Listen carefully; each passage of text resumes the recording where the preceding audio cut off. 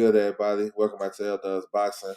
We're back again with another one. We got this pre-gaming show for you guys, fight week, February the 5th through the 7th.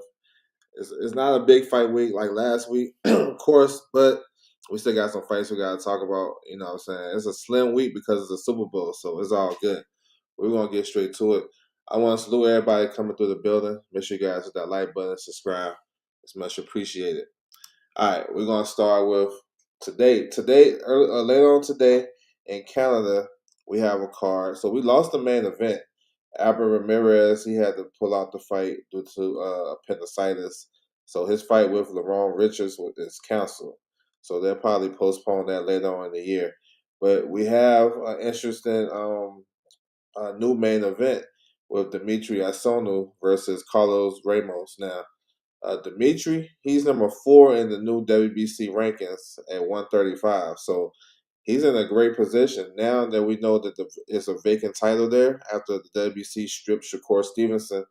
Then my man Dimitri is in a good position. You know what I'm saying? We're not sure what the WBC will do with the belt. Would they do like a little tournament, which I always like, or would they just order the 2 highest available guys? So he definitely has to win this fight to maintain that position if we want to go that route. We have a good light heavyweight fight coming up as well. Mamet Yunal, he also have a top 15 ranking with the WBC, so he has to get past his opponent to keep that standing and hopefully get bigger and better fights. So this card right here, you can catch it on punchandgrace.com in Canada. So no US TV, but if you have that, if you tap onto that website, you can catch these fights tonight. So yes, sir. All right, Friday night, we got a Matchroom Boxing show live from Mexico. We actually had a pretty good fight right here. And this is an important fight for 118 pounds and for the prospects of Bam Rodriguez moving up to 118 pounds sometime this year. So you got the WBO champion, Christian Medina.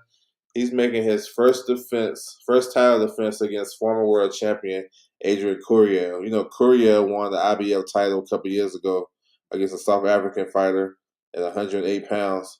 He then jumped up to 118. So it is what it is. But this matchup on paper seems pretty good, and I don't think it's just a foregone conclusion for Medina to win this fight. But Medina is coming off a great win, winning the WBO title in Japan against the champion Teike. It was a real good performance, and now you know what I'm saying he's in a prime position. He just signed with Matchroom, so I mean that's a strong indicator that he would be a future opponent for Bam Rodriguez. We know Bam just re-up with Matchroom, so guys is putting themselves in position for some big paydays when Bam decide to come to 118. So this will be a fun fight. It's down in Mexico. Normally, Matchroom shows in Mexico are pretty fun, pretty entertaining. Friday night boxing, so make sure you guys tap in. You know what I'm saying? Make sure you tap in. All right, Saturday. This is the biggest fight of the weekend. We got Nick Ball defending his WBA featherweight title against Brandon Figueroa. Saturday, February the 7th, live on the Zone, Queensberry Boxing. Queensberry versus PBC. You know what I'm saying? So interesting matchup. Um, Look, this is do or die for me for Brandon Figueroa, who is a 2-division world champion. He's not coming off the best performances in 2025. He lost to Stephen Fulton last year, then put up a great effort. Well, he tried, but the game plan wasn't good. And then I thought Joet kind of outworked him in the second fight last year. So and he came up and got the decision. So he's the WBA mandatory for Nick Ball. Stylistically, this should be a fun fight because you know Brandon how he fight. He's a big, strong guy, even at 126, and he's going to try to take it to him. You know, the thing with Brandon Figueroa that's that kind of concerning, I think he kind of diminished right now. You know what I'm saying? Like I think he kind of diminished. Now he's strong and all that stuff, and this style may suit him more. He's not in there with a boxer. Nick Ball actually can do some good work if he did box because he got an underrated jab, even for being 5'2". He do have an underrated jab, and he's strong and tough. So let's see if he can handle the physicality Brandon Figueroa, who switches, you know what I'm saying? And when he switches, he get caught a lot, especially from the southpaw stance. So I can see Nick Ball shooting some overhand rights, even some straight right hands down the pipe.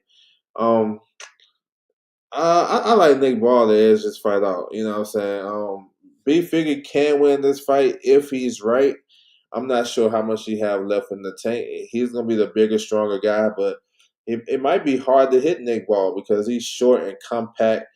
And I like to see Figueroa have a good jab. You know what I'm saying? Use the jab. You know, establish that position before you're ready to get in there and fight.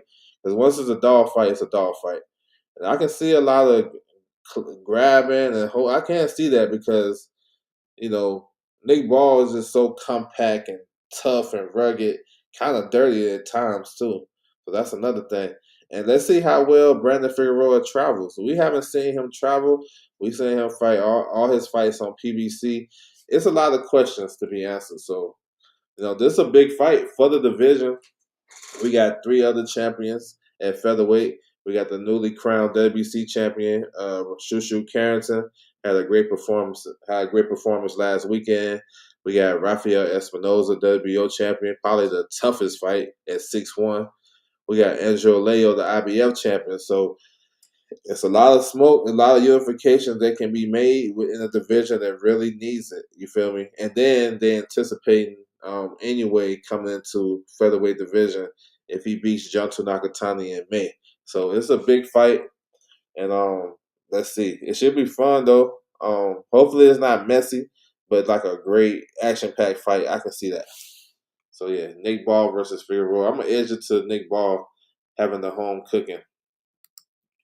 Also on this card, we have Andrew Kane versus Alejandro Gonzalez. It's a WBC bantamweight eliminator. This should be an interesting fight as well. Kane is in the same he's in the same training camp as Nick Ball, so they pretty much fight the same, but Nick Ball a little bit more seasoned. So that should be a fun fight. Other guys on the card to look out for: Jack Turner. He's a exciting prospect with a lot of power. Tap in with him. Brad Strand is on the card. He's another one of those guys that's tough and can fight.